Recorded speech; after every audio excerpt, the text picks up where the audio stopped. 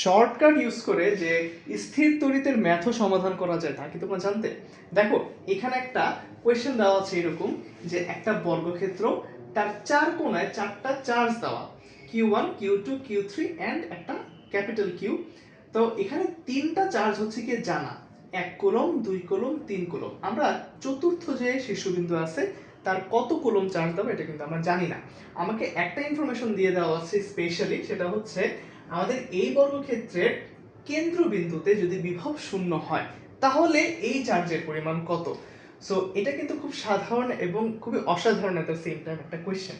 So আমরা যদি এই কিউ কত কুলম্ব আলটিমেটলি এটা বের করতে চাই, আমাদেরকে যে শর্ট ট্রিক্সটা অবলম্বন করতে হবে সেটা হচ্ছে এই সূত্রটা, অর্থাৎ মাইনাস Q1 Q2 এবং Q3 যদি যোগফল করি আমরা যেই তিনটা চার্জ জানি তাদেরকে যোগ করে যে ভ্যালুটা পাবো তার সামনে যদি একটা মাইনাস বসায় দিই তাহলে হচ্ছে আলটিমেটলি আমরা এই কিউর ভ্যালুর মান পেয়ে যাব।